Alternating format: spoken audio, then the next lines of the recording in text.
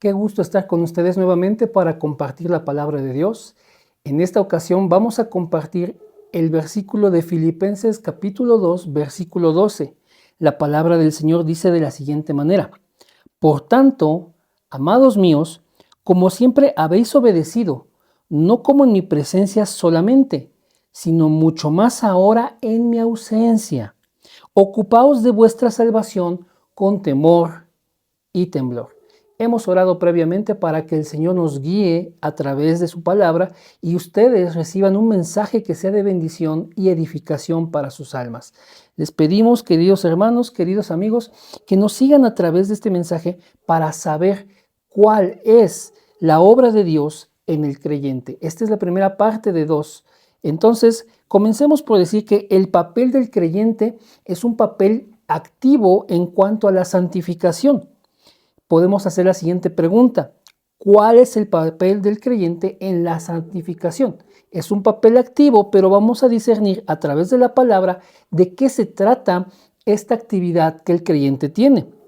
La santificación no es una pasividad espiritual, más bien es una obra que Dios provee al creyente que ha sido salvado por gracia y que es llamado a ocuparse de manera participante, de manera activa en la salvación que Dios ya ha obrado en él.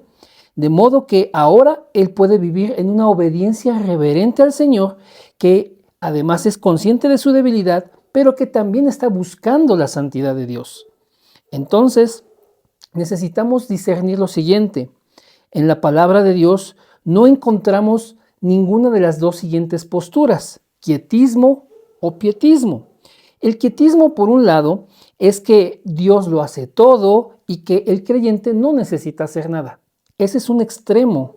Y el pietismo, por otro lado, es que si yo me esfuerzo como creyente y logro hacer lo suficiente, lograré entonces la santidad. Ambos extremos la palabra de Dios los rechaza, dado que Dios está obrando en el creyente, pero también provee para que el creyente pueda obrar en su salvación, porque el Señor nos está dando aquí un mandamiento en Filipenses 2, capítulo 12. Pablo le está diciendo a los hermanos de Filipos que siempre han obedecido en su presencia, pero también en su ausencia. Pero ahora da este mandamiento: ocupaos en vuestra salvación con temor y temblor. Entonces, el creyente se ocupa y el Señor obra. La vida cristiana es una vida de obediencia activa, pero que está sostenida por el poder de Dios. Vamos a ver cómo nosotros podemos comprender el ejemplo que se debe de seguir. Dice la palabra de Dios: por tanto. Pablo está haciendo énfasis a la verdad que acaba de exponer en versículos anteriores. ¿Cuál es esta verdad? La exaltación y la humillación de nuestro Señor Jesucristo. Entonces, al revelar a la iglesia esta verdad, la exaltación y la humillación de nuestro Señor, que todo era parte del plan de Dios y que ahora nuestro Señor está en el lugar de mayor honor, en el lugar más sublime, y su nombre es el Señor y todos le reconocerán inevitablemente. Pablo dice entonces: por tanto, porque Jesús es el Señor, porque Él está en gloria, hermanos, por tanto, entonces, amados míos, como siempre habéis obedecido, es un llamado a la obediencia. En su presencia, en la de Pablo, o en su ausencia, porque recordemos que Pablo está en la cárcel escribiendo esta carta. Dice: ocupaos en vuestra salvación con temor y temblor. Entonces es una conclusión lógica. Por tanto, es la conexión de que la iglesia es llamada por cómo está nuestro Señor hoy glorificado. Entonces, la iglesia debe tomar este modelo supremo de la vida cristiana, que es nuestro Señor Jesucristo, con toda humildad, como la humildad de Cristo, con toda obediencia, como la obediencia de nuestro Señor, para que nosotros podamos estar en dependencia a nuestro Dios, ocupándonos en esta salvación que el Señor ya ha obrado en nuestros corazones. Entonces, quiero leerles dos ejemplos acerca de cuál es la actitud que el Señor mostró y que la iglesia debe de tomar. Vamos a Mateo capítulo 20, versículo 28, que también tiene un pasaje paralelo en Marcos 10:45. Dice aquí en esta cita, como el Hijo, está hablando Jesús, dice, como el Hijo del Hombre no vino para ser servido, sino para servir y para dar su vida en rescate por muchos. El Señor está diciendo que su vida es una vida que se entregó al servicio. Por lo tanto, en esta obediencia a la que es llamada la iglesia tiene que estar siguiendo el mismo modelo, una vida de servicio. Pero también podemos ver en el Evangelio de Juan, capítulo 6, versículo 38, algo que resume la manera en que nuestro Señor Jesús vivió en este mundo. Dice, porque he descendido del cielo, no para hacer mi voluntad, sino la voluntad del que me envió. Entonces, este versículo resume la obediencia de cómo Jesús se sometió al Padre, dependió del Padre y estuvo viviendo de acuerdo al plan divino. De manera que entonces la iglesia, llamada a la obediencia, también necesita estar en esta misma dirección, en este mismo corazón, estar haciendo la voluntad de Dios. Porque la santificación, que es el objetivo de este mandato, fluye cuando nosotros comenzamos a imitar a Cristo, cuando nosotros comenzamos a tomar su humildad, su obediencia, su dependencia al Padre. Y también podemos entonces entender que lo que el apóstol Juan le escribe a la iglesia en su primera carta, en el capítulo 2, vamos a leerlo, versículo 6. Dice así el apóstol Juan, el que dice que permanece en él debe andar como él anduvo. Si la iglesia es una iglesia que se aferra a su Señor, que está para rendirse a su Señor, para servirle, para amarlo y glorificarlo, entonces debe de considerar esto. El que dice que permanece en él debe andar como él anduvo. Es una exhortación a seguir el ejemplo de nuestro Señor Jesucristo. Por tanto, la iglesia puede comprender la realidad de que nosotros, siendo amados, nosotros estamos habilitados por Dios para poder llevar a cabo esta ocupación de nuestra salvación con temor y temblor. La palabra en este versículo de de Filipenses, capítulo 2, versículo 12, que es nuestra base para este mensaje, sí dice literalmente, amados míos. Dice, por tanto, amados míos, como siempre habéis obedecido. Ok, Pablo ama a esta iglesia. Pablo siempre en sus cartas muestra el amor para las iglesias, pero esta iglesia en especial recibe en varias ocasiones este reconocimiento del amor de Dios a través de lo que Pablo les expresa, dice, amados míos. Esta exhortación nace de un amor pastoral, no de una dureza legal. Pablo los está mandando, los está instruyendo a que se ocupen de su salvación, pero lo dice en amor. Por tanto, por la verdad que hemos visto de que nuestro Señor está glorificado y Él de verdad es el Señor y toda lengua lo confesará y toda rodilla se doblará ante Él, entonces nosotros como amados del Señor, amados también del apóstol, dice la palabra que nosotros entonces podamos proceder a estar ocupándonos de nuestra salvación. Pablo conoce a esta iglesia muy bien. Él conoce las luchas de la iglesia. Él estuvo en una lucha cuando esta iglesia fue formada. Él experimentó la oposición en la que se formó la iglesia. Él no ignora sus conflictos internos. Sabe, está enterado de lo que está pasando con la hermana Evodia y con la hermana Síntique, colaboradoras del Señor, pero que están en cierta confrontación. Él sabe que estas cosas están sucediendo en la iglesia, pero aún así los llama amados míos. De hecho, versículos antes, en el capítulo 1, Pablo le reitera su amor a la iglesia y les dice que son partícipes de la gracia de Dios con él. Entonces, hermanos, la santificación a la que estamos guiados por este versículo, por este mandato, no es para ganar el amor de Dios. Nosotros ya somos amados por Dios y por eso Dios nos permite esta capacidad de buscar, ocuparnos en nuestra salvación. Dios lo va a proveer por la verdad que tenemos antes, que Jesús es el Señor, que Jesús está exaltado. Nosotros ahora en su amor podemos ser personas que nos dediquemos a cuidar, a velar, a mantener, a preservar lo que Dios nos ha dado, esa salvación que Él ha obrado en nuestros corazones.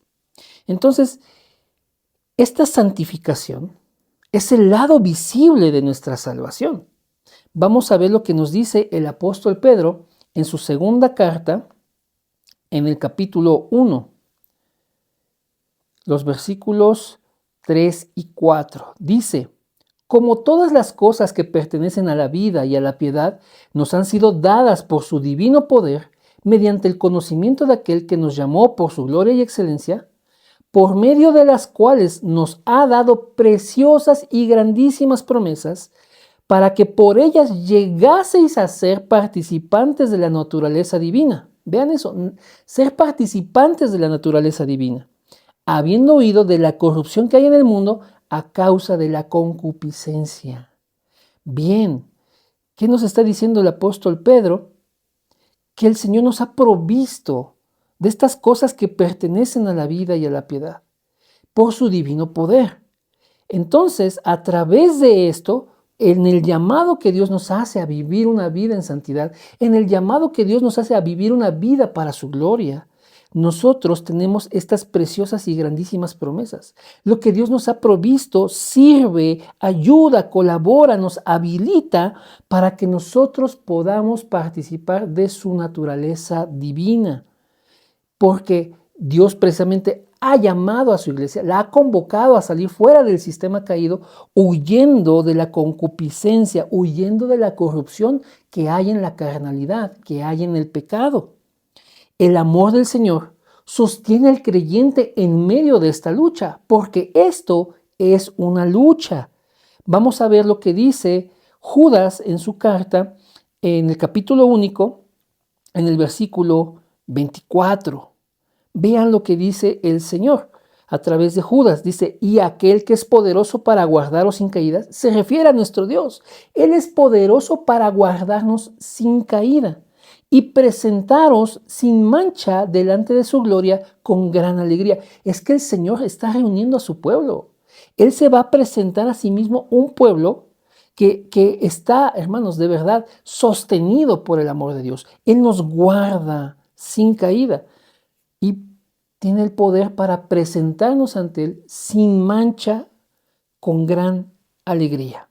Esto es maravilloso porque nosotros entonces podemos descansar en que el poder de Dios nos está sosteniendo, está obrando a nuestro favor para cumplir la obra en cada uno de nosotros.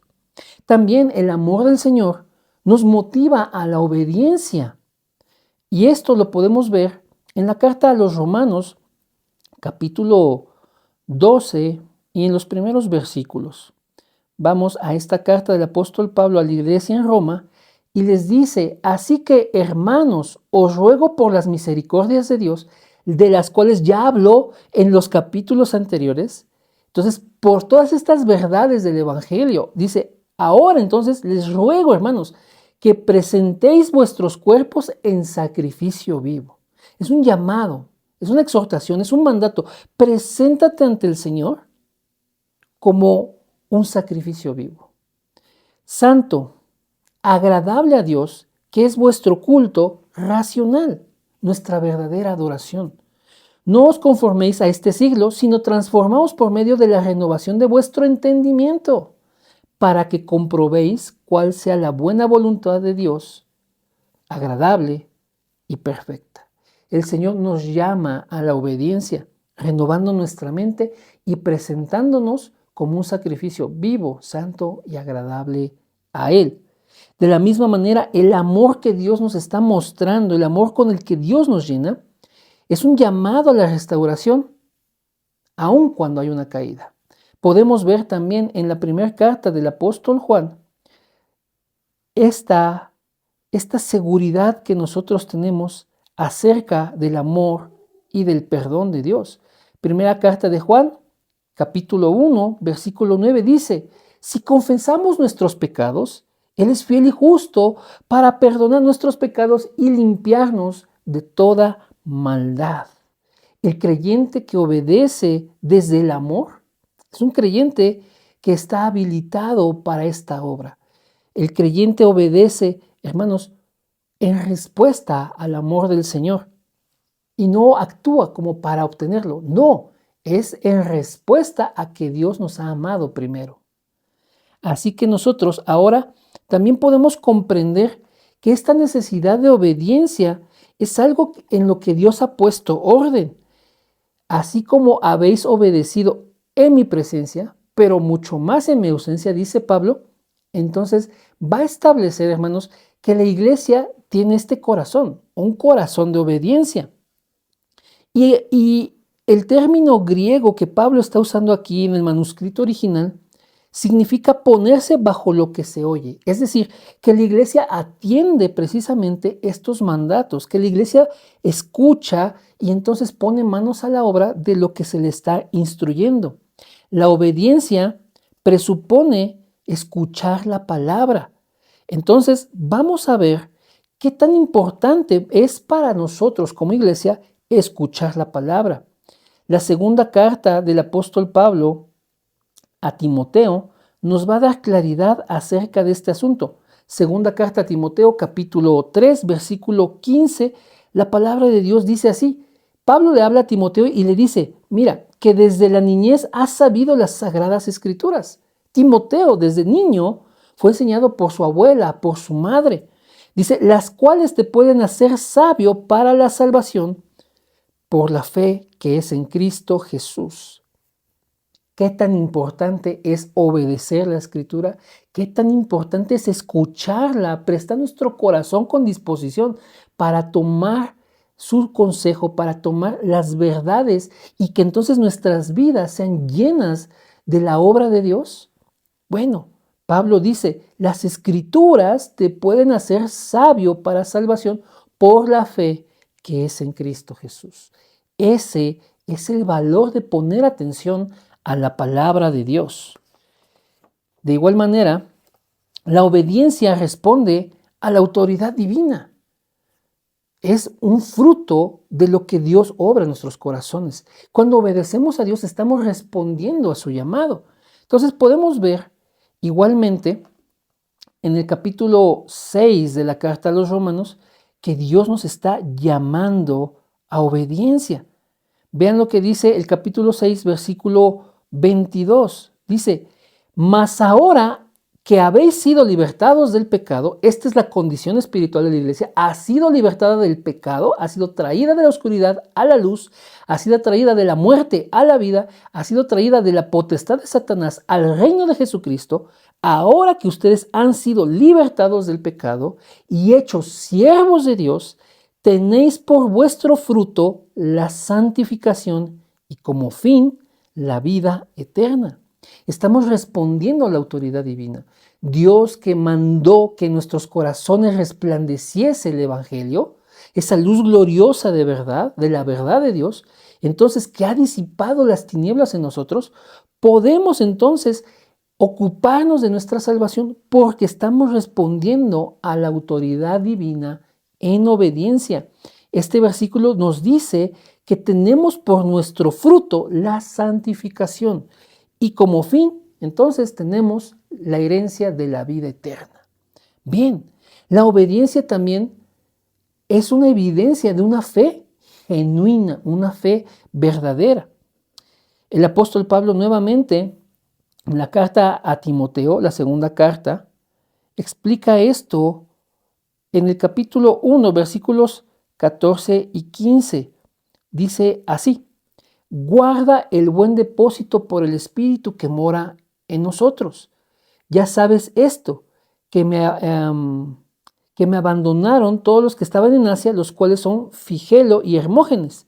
Tenga el Señor misericordia de la casa de Onesíforo, porque muchas veces me confortó y no se avergonzó de mis cadenas. Pablo está hablando de su situación en la cárcel, pero le dice a Timoteo algo bien importante: guarda el buen depósito por el Espíritu Santo que mora en nosotros. Es decir, Timoteo, se te ha confiado el Evangelio. Dios ha puesto este tesoro que es el Evangelio en vasos de barro. Y aunque algunos te puedan abandonar, aunque algunos puedan dejarte, tú sigue adelante.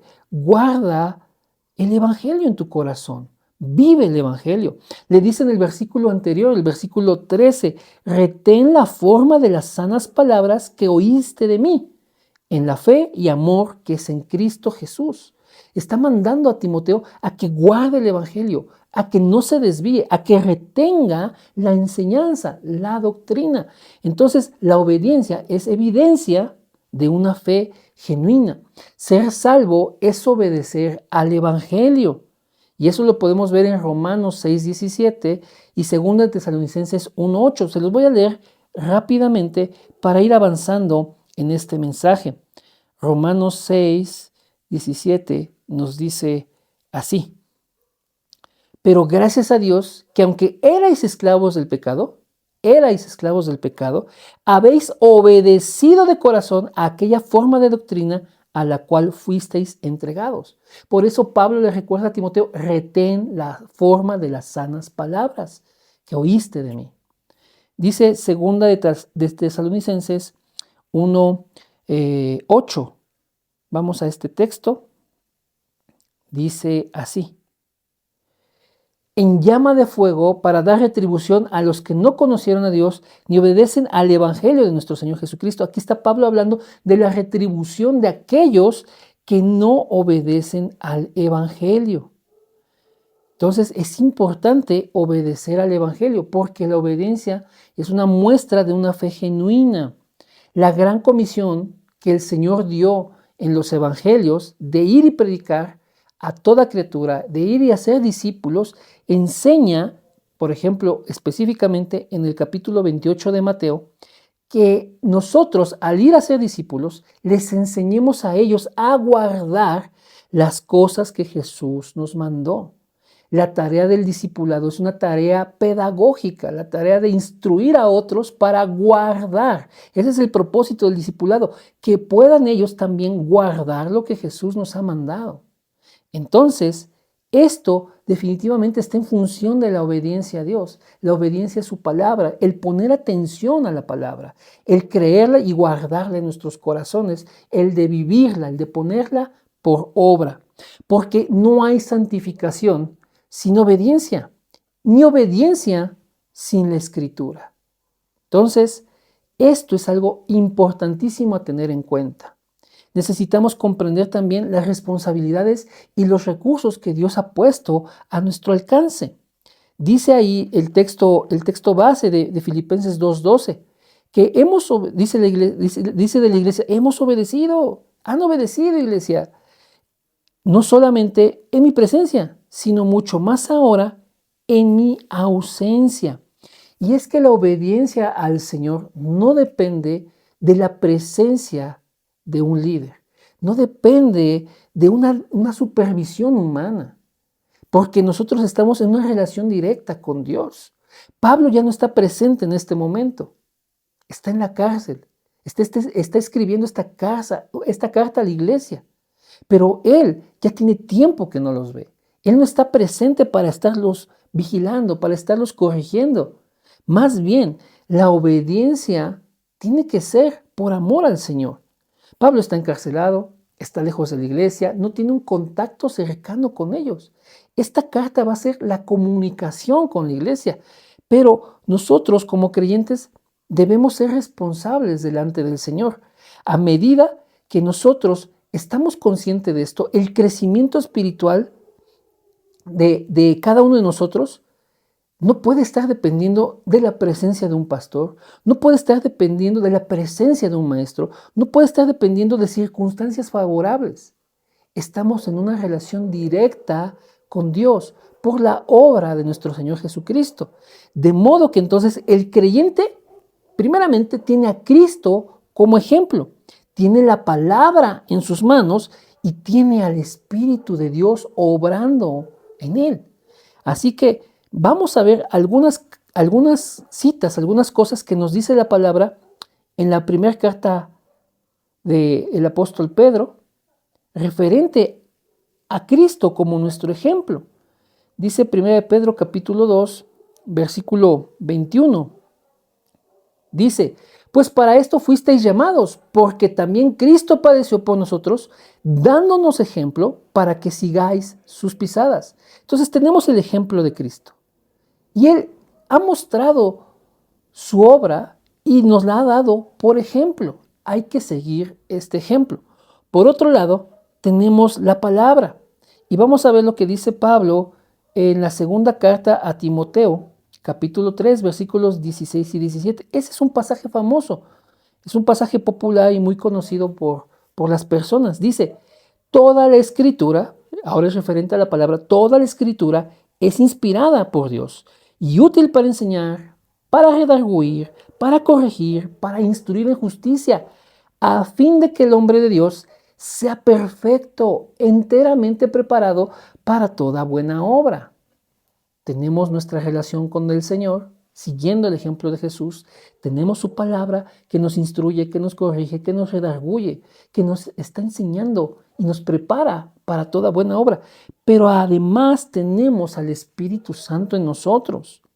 Vean lo que el apóstol enseña a la iglesia en Corinto, en la primera carta, capítulo 6, versículos 19 y 20. Pablo les dice, ¿o ignoran que vuestro cuerpo es el templo del Espíritu Santo, el cual está en vosotros, el cual tenéis de Dios y que no sois vuestros? Porque habéis sido comprados por precio. ¿Cuál precio? La sangre de nuestro Señor Jesús, su vida, su cuerpo en entrega, en sacrificio por nosotros. Glorificad pues a Dios en vuestro cuerpo y en vuestro espíritu, los cuales son de Dios. El Espíritu Santo que mora en el creyente le lleva a glorificar a Dios en su cuerpo y en su espíritu que está en unión con Cristo. Porque somos del Señor, le pertenecemos ya que Él nos compró con su sangre. Entonces, la iglesia responde en obediencia, tenga o no tenga un pastor, tenga o no tenga un líder, un maestro, o tenga circunstancias a su favor.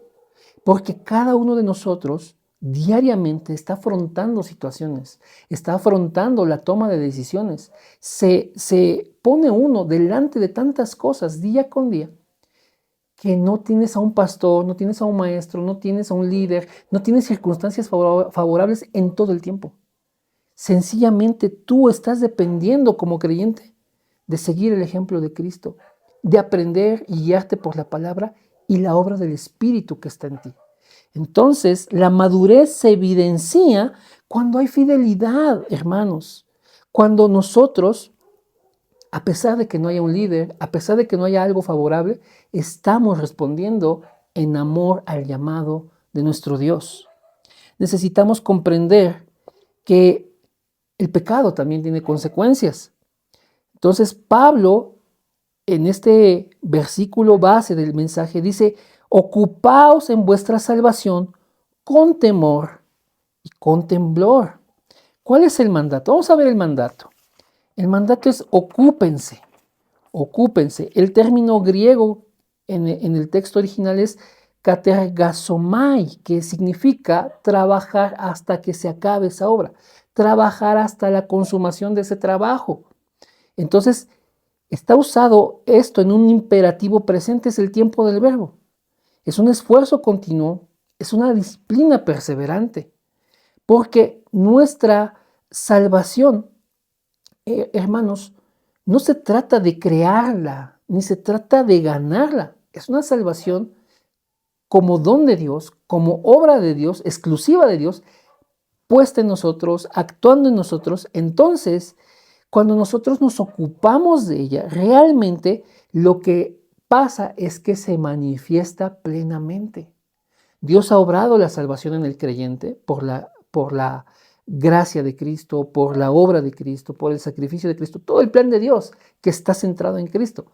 Pero entonces esta obra se va a manifestar plenamente cuando el creyente empieza a ocuparse de ella, empieza a seguir el mandamiento del Señor, de estar vigilante, de estar ocupado, trabajando, de estar perseverando, porque lo que Dios quiere es que esta salvación se manifieste plenamente en todas las áreas de la vida del creyente. Por lo tanto, nosotros necesitamos como iglesia tener la actitud correcta. Dice Pablo que nos ocupemos con temor y con temblor. Temor, que del griego es phobos, significa, hermanos, una reverencia santa. No significa terror, no significa miedo, no. Es un respeto, es una consideración de quién es Dios y porque quién es Él, yo considero mis pasos, considero mi manera de vivir. Y temblor, del griego tromos, que significa esta conciencia de debilidad espiritual. Estoy tembloroso por mi fragilidad, por mi debilidad, porque yo sé que soy falto, que estoy limitado. Pero Dios está obrando para que yo, en esta reverencia, en este respeto, en esta devoción, en esta consideración de Dios, sea yo cuidadoso de cómo vivo delante de Dios. No es miedo a la condenación, más bien es un respeto profundo por la santidad de Dios, porque Dios me está llamando a santidad. Entonces, esta actitud correcta debe de producir en nosotros una vigilancia espiritual, un rechazo del orgullo y estar sensibles a la palabra. Porque cuando la palabra nos habla, realmente Dios nos está hablando. Y es lo que tenemos que tener en consideración. Vamos a ver algunos versículos del libro de Proverbios que nos ayuda a entender cómo es este temor al Señor. Entonces, yendo al libro de Proverbios, el capítulo 1, el versículo 7, nos enseña la base de esta verdad. El principio de la sabiduría es el temor de Jehová. Los insensatos desprecian la sabiduría y la enseñanza. Capítulo 2, versículo 5, dice, entonces entenderás el temor de Jehová y hallarás el conocimiento de Dios. Capítulo 3, versículo 7 dice, no seas sabio en tu propia opinión, teme a Jehová y apártate del mal. Esto es tan solo un ejemplo de cómo el temor del Señor nos guía a hacer la voluntad de Dios, nos guía a conocerlo a Él, nos guía a andar en su voluntad.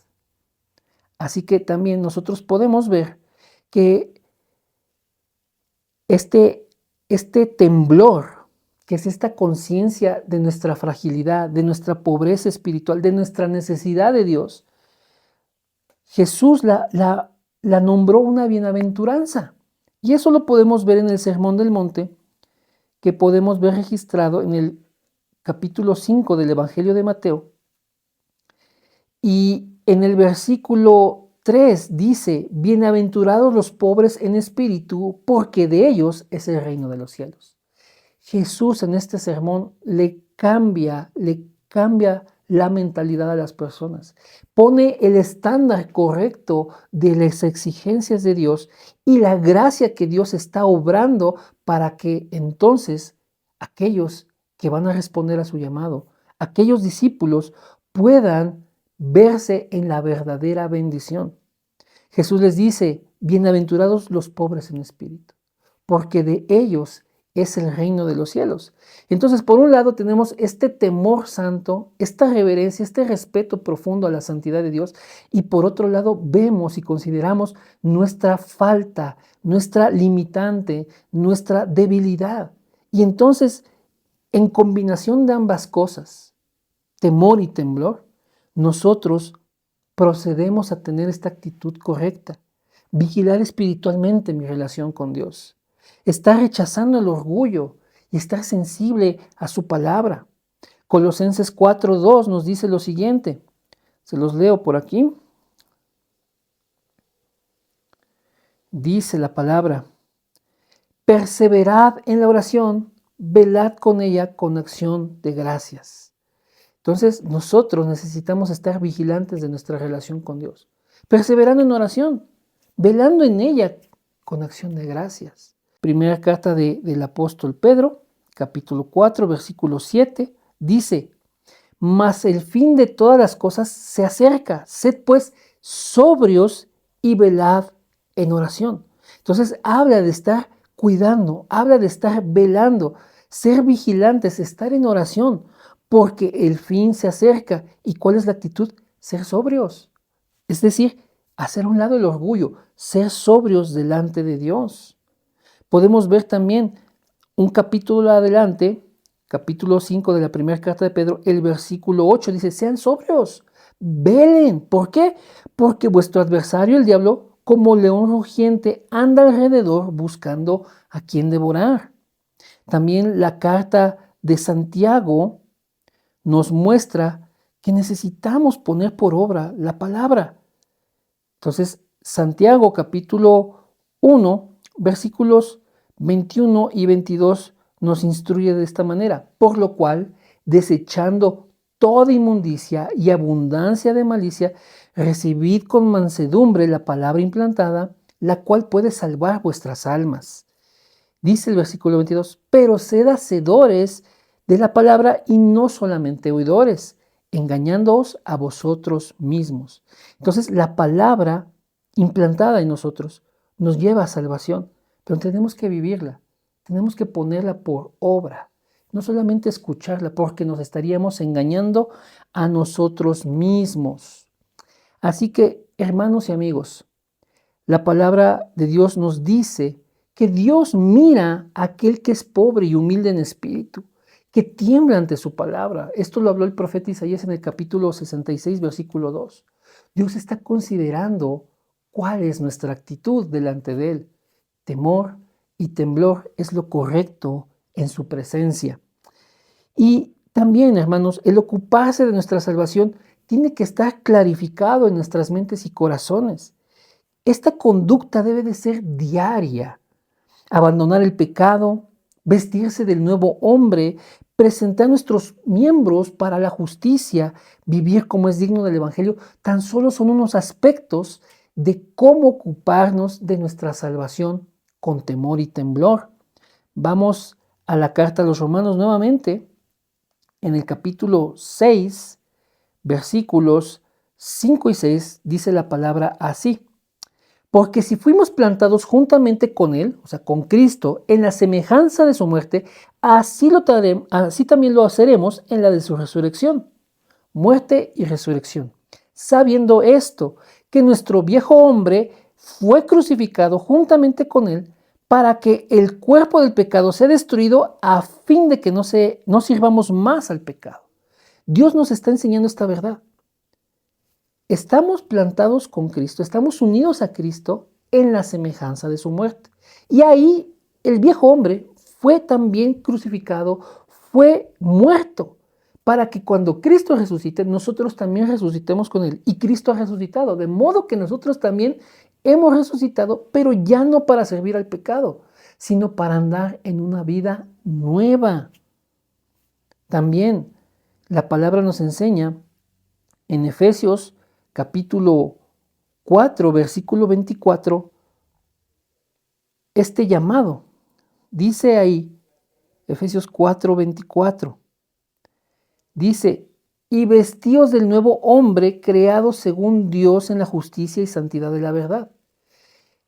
¿De qué tenemos que vestirnos? De Cristo. Esta nueva naturaleza a la que fuimos llamados es este nuevo hombre creado según Dios en la justicia y santidad de la verdad. También, Primera de Tesalonicenses, capítulo 2, versículo 12, nos enseña lo siguiente. Dice: y os encargábamos que anduvieseis como es digno de Dios, que os llamó a su reino y a su gloria. Es un llamado a vivir dignamente del Evangelio, dignamente para Dios. Y tenemos más versículos, como Romanos 13, 14.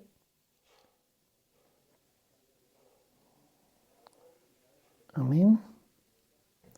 Romanos 13, 14. Dice: sino vestíos del Señor Jesucristo y no proveáis para los deseos de la carne. También el capítulo 6 de Romanos, versículo 13, habla al respecto de este punto. Dice Romanos 6:13. Ni tampoco presentéis vuestros miembros al pecado como instrumentos de iniquidad, sino presentaos vosotros mismos a Dios como vivos de entre los muertos y vuestros miembros a Dios como instrumentos de justicia.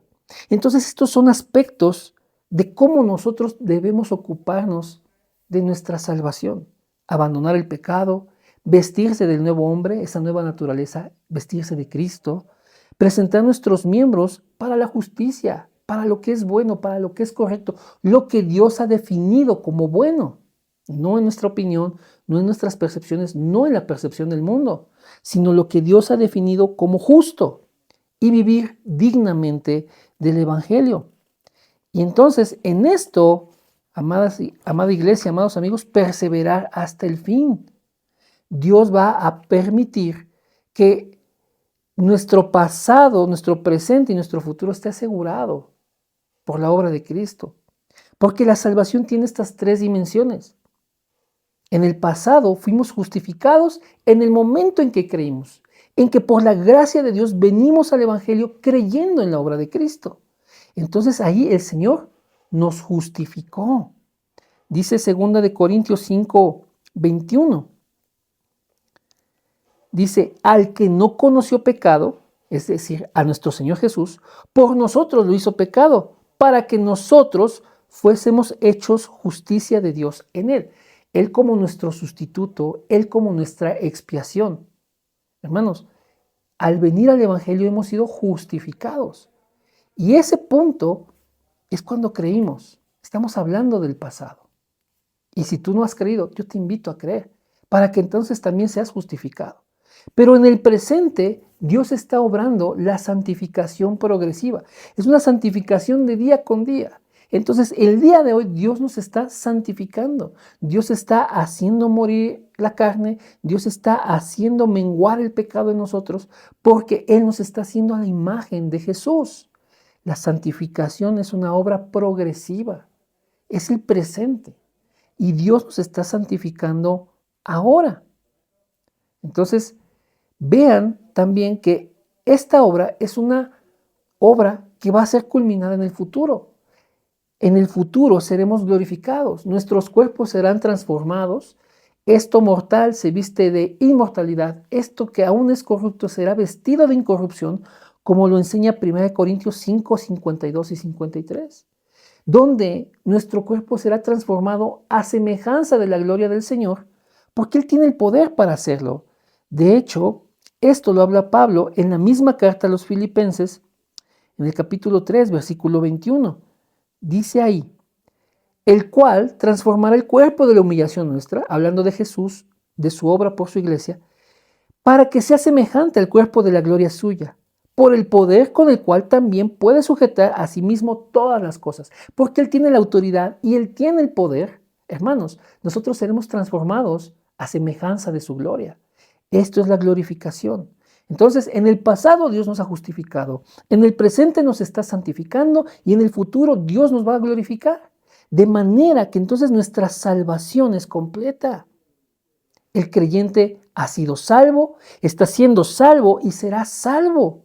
Dios preserva a cada uno de nosotros, porque esta preservación no es la causa de la salvación, sino la evidencia de ella. ¿Por qué nosotros somos preservados por Dios? ¿Por qué podemos perseverar? Porque Dios lo está obrando a nuestro favor. Esa es la evidencia de nuestra salvación. Y entonces hay frutos de santificación en nosotros. Y estamos siendo más y más conformados a la imagen de nuestro Señor Jesucristo. La conclusión de este mensaje, amada iglesia, amados amigos, es que la santificación no es una actitud pasiva y no es por otro lado un legalismo, sino que es la obediencia dependiente de Dios, revelando su voluntad en la palabra. Dios asegura nuestra salvación, produce en nosotros, en nuestros corazones, el querer como el hacer. Y entonces nosotros podemos esforzarnos, podemos obedecer, podemos perseverar, porque la gracia de Dios no elimina el esfuerzo. Más bien, la gracia que Dios está poniendo en cada uno de nosotros hace posible esta obra, Entonces, el creyente verdadero se ocupa con reverencia porque sabe que Dios está obrando con poder. Y para cerrar, hermanos, les voy a leer lo que dice el texto a los Hebreos, capítulo 6, versículos, desde el 11 vamos a leer.